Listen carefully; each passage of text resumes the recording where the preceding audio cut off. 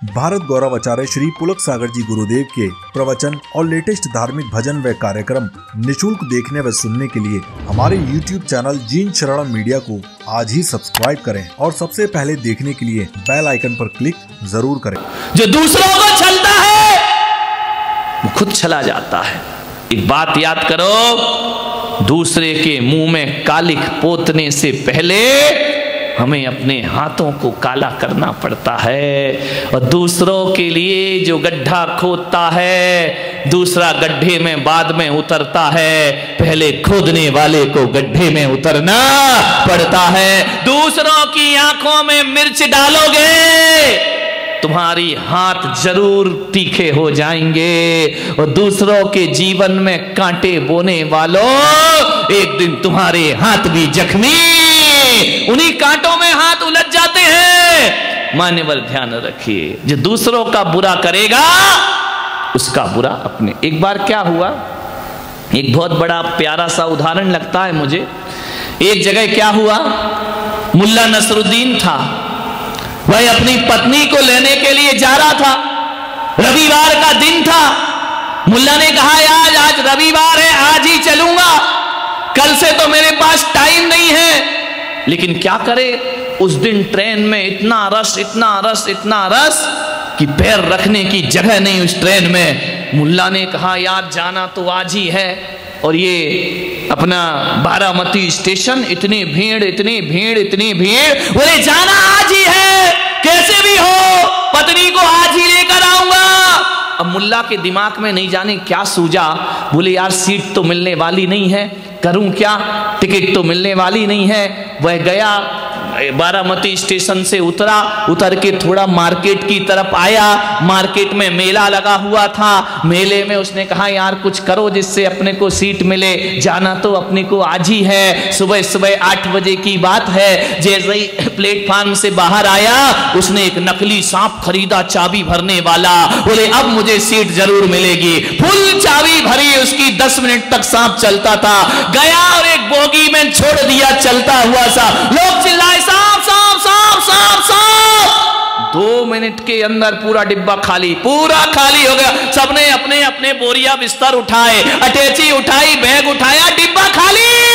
अरे मुल्ला ने कहा मजा आ गया, डिब्बा खाली। उसने उठाया, देखा चारों तरफ पूरा डिब्बा खाली है। सांप उठाया, अपने बैग में रखा, सिरहाने बैग रखा और आराम से लेट गया। अब बैठने की क्या बात, अब तो लेटने की सीट प्राप्त हो गई आराम से 8 बजे। अब कुछ लोग ऐसे होते हैं जो ट्रेन और बस में बैठते ही उन्हें गहरी नींद आ जाती है। मुल्ला को नींद आ रही, खर्राटे मार करके सो रहा है आराम से। 3 बजे नींद खुली, उसने खिड़की के बाहर देखा, एक चाय बेचने वाला गया, चाय ले लो चाय। उसने कहा इधर आ चाय वाला, ये बता ये कौन सा स्टेशन है। बोले बारामती। बोले बारामती, पागल हो गया क्या, कितने बज रहे हैं। बोले 3 बज रहे हैं बाबूजी। बोले यार बारामती से तो ये गाड़ी 8:30 बजे चली जाती है, 3 बज गए अभी तक गई नहीं है क्या। उसने कहा बाबूजी गाड़ी तो चली गई, इसमें सांप घुसा था तो डिब्बा काट दिया गया है। आप यहीं ध्यान रखिए, दूसरों को छलेगा खुद छला जाएगा। रंचक दगा बहुत दुखदानी, सुख पावे संतोषी।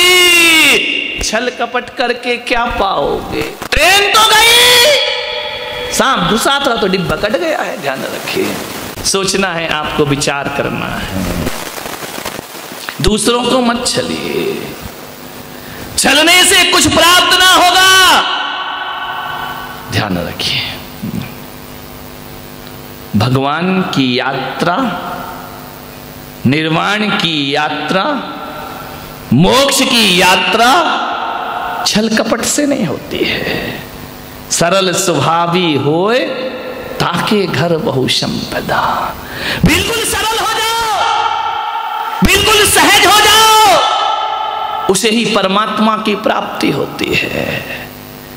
जितना सरल जीवन जियोगे उतने लोग तुम्हारे मित्र बनेंगे। जितना सरल जीवन जियोगे उतना लोगों के अंदर विश्वास पैदा कर पाओगे।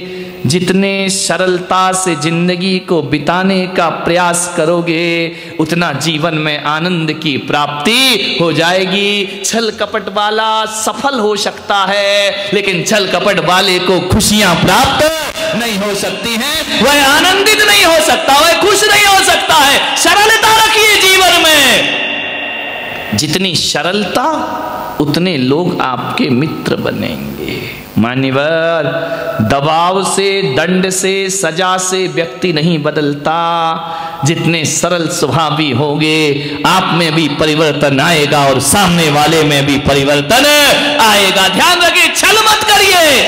एक कहानी मैंने पढ़ी थी बचपन में, 4वीं 5वीं क्लास में, आपने भी पढ़ी होगी। जिन्होंने हिंदी सब्जेक्ट पढ़ा होगा, एक कहानी आती है हिंदी में कि एक बाबा भारती थे। बचपन की कहानी है। बहुत सरल स्वभावी थे, बहुत सहज थे। उनके अंदर कोई प्रपंच नहीं था, कोई छल कपट नहीं था, बिल्कुल सरल स्वभावी। उनके पास एक घोड़ा था जिसका नाम सुल्तान था। सुल्तान नाम का घोड़ा, बड़े चर्चे हुए उस घोड़े के।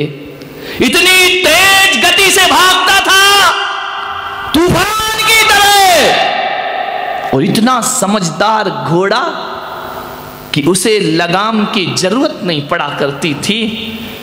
वह बाबा भारती के मन के इशारों पे चला करता था। ऐसा घोड़ा पूरे शहर में चर्चे हो गए। बड़े बड़े लोगों ने देखा, ऐसा अद्भुत घोड़ा है।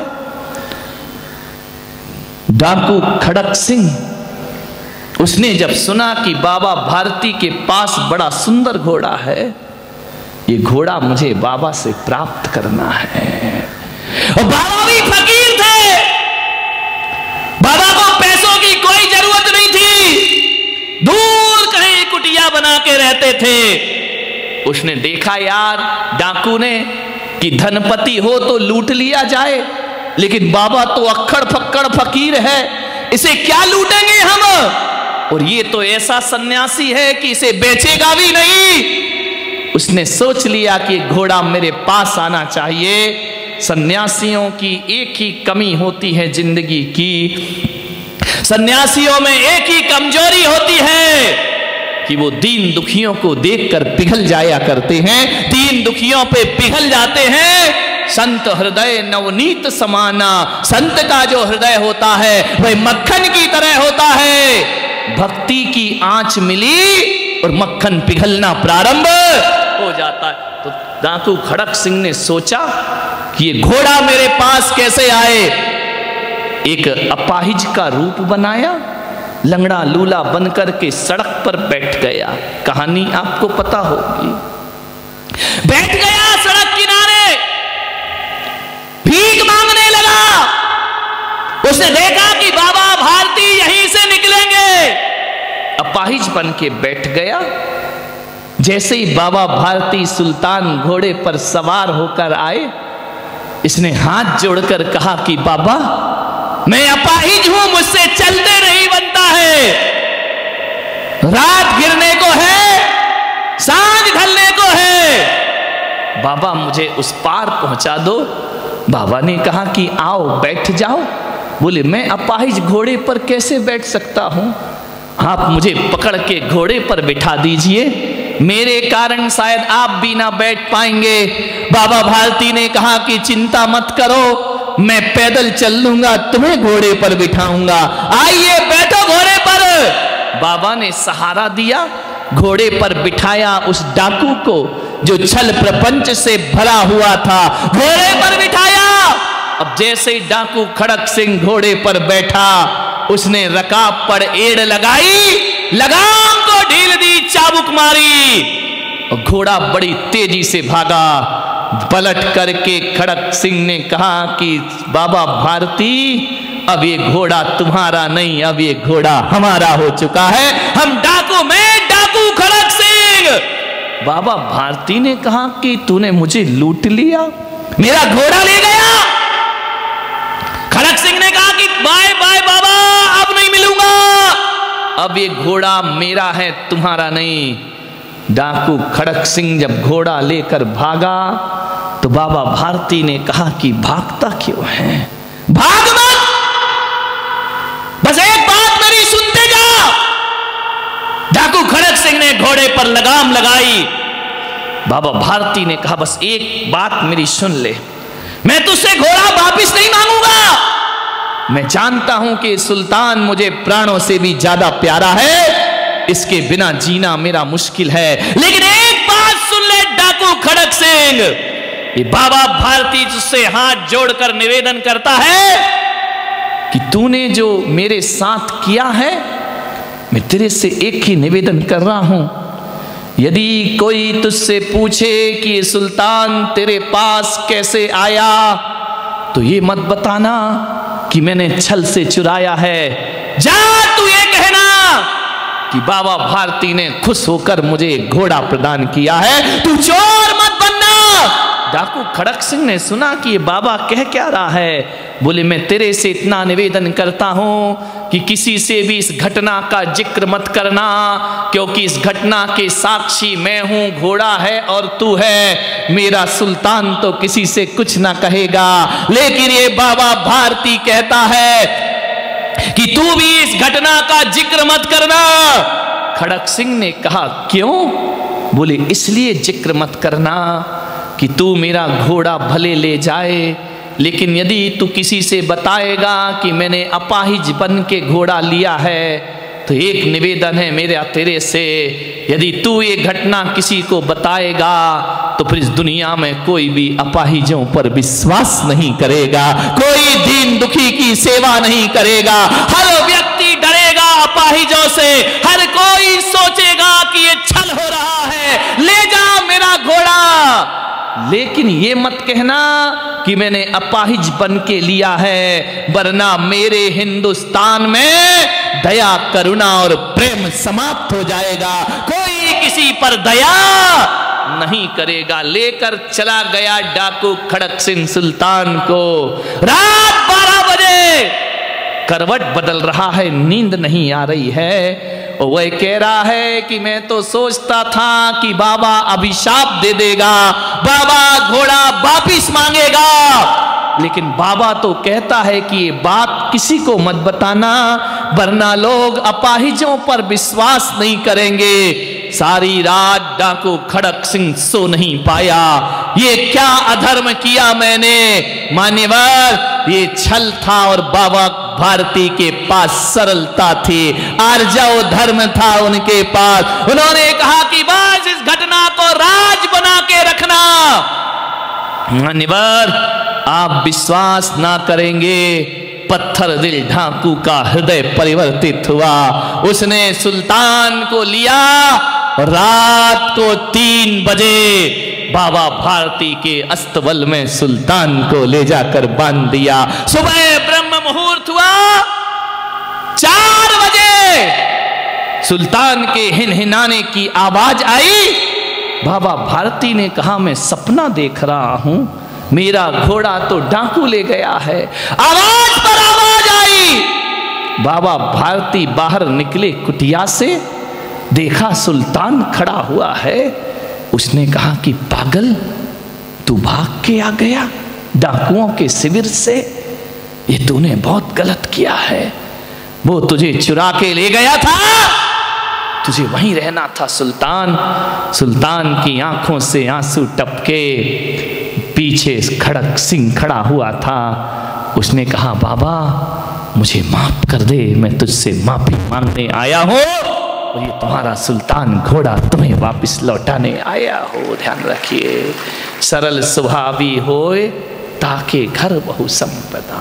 ध्यान रखिए, रंचक दगा से क्या मिलेगा, छल कपट से क्या मिलेगा। एक बुढ़िया थी, वह एक पोटली रखी हुई थी,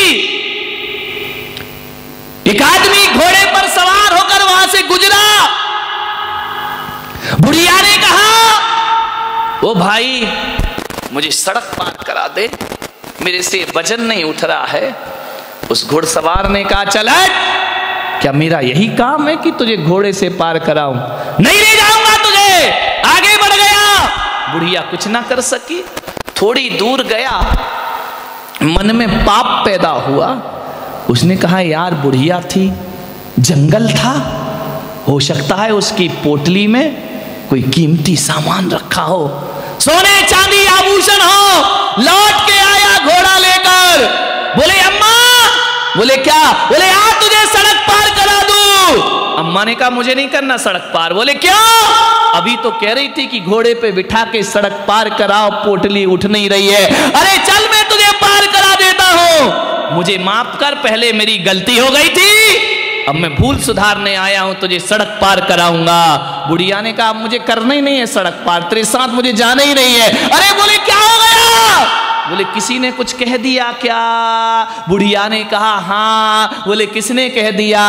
बोले जिसने तेरे मन में कह दिया उसी ने मेरे मन में कह दिया। अब तू लौटा है, इसका मतलब अब तेरे मन में पाप का जन्म। तो ध्यान रखना, आप जो भावनाएं दूसरों के प्रति रखते हैं वो भावनाएं दूसरों के पास देर सवेर पहुंच जाया करती है। छल से किया हुआ आपका व्यवहार, दिखावे के लिए किया गया आपका व्यवहार, मायाचारी का ये व्यवहार, ध्यान रखना। आप किसी की प्रशंसा मन से कर रहे हैं या छल से कर रहे हैं, ध्यान रखना। आपकी प्रशंसा का तरीका बता देगा कि आप बटरिंग कर रहे हैं या हकीकत में प्रशंसा